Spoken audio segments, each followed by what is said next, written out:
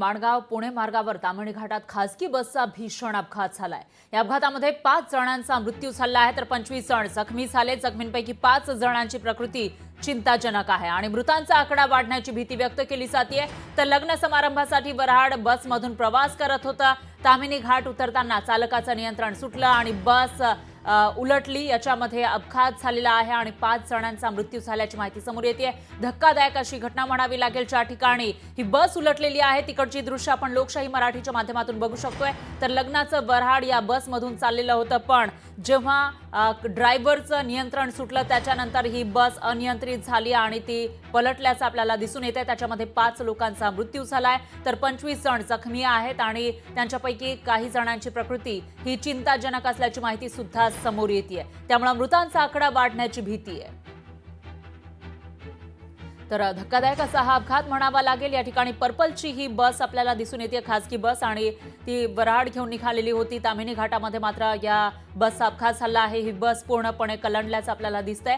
तर नियंत्रण सुटलेलं होतं ड्रायव्हरचं आणि त्याच्यानंतर ही बस उलटल्याची माहिती समोर येते। त्यामध्ये 5 लोकांचा दुर्दैवी मृत्यू झाला आहे तर 25 लोक हे जखमी झालेले आहेत आणि त्यापैकी 5 जणांची प्रकृती ही चिंताजनक असल्याची माहिती समोर येते। तर धक्कादायक अशी ही दृश्य माणगाव पुणे मार्गावरची या ठिकाणी ताम्हिणी घाटामध्ये खासगी बसचा हा भीषण अपघात झालाय। आणि याविषयी अधिक माहितीसाठी आपले प्रतिनिधी भारत कोरेगावकर हे आपल्या सोबत फोन लाईनवर जोडले गेले आहेत। भारत, अतिशय धक्कादायक असा हा अपघात म्हणावा लागेल।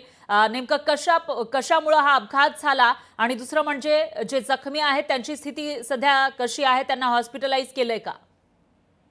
फराहा, ताम्हिणी घाट म्हणजे पुणे ते माणगाव या मार्गावरचा हा भीषण अपघात आहे। एक खासगी बस पुण्याहून महाड तालुक्यातल्या बिरवाडी येथे लग्न कार्यासाठी निघाले होते।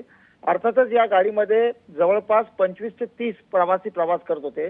सणसवाडी म्हणून एक गाव आहे, त्या ठिकाणच्या एका अवघड वळणावरती बस चालकाचं नियंत्रण सुटलं आणि ही बस रस्त्यावरती पलटी झाली।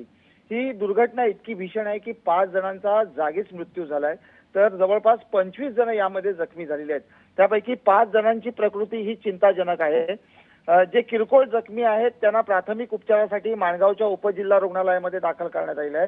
मात्र जे गंभीर आहेत जखमी त्यांना पुढील उपचारार्थ नवी मुंबई आणि मुंबईतल्या रुग्णालयामध्ये स्थलांतरित करण्यात आले आहे। अपघाताचं वृत्त समजल्यानंतर रायगड माणगाव पोलीस त्या ठिकाणी पोहोचले। काही स्थानिक रेस्क्यू यंत्रणा देखील त्या ठिकाणी पोहोचलेली आहे आणि आता जी बस होती अपघातग्रस्त त्यातील सर्व जखमींना रुग्णालयात स्थलांतरित करण्यात आलेलं आहे आणि आता या रस्त्यावरनं बस बाजूला काढण्याचं काम सध्या सुरू आहे। फराहा, निश्चितच भारत, याविषयीची अपडेट आपण घेत राहूया। दरम्यान धन्यवाद तुम्ही दिलेल्या या सविस्तर माहितीसाठी। लोकशाही मराठी ऐका, पहा, जागरूक रहा।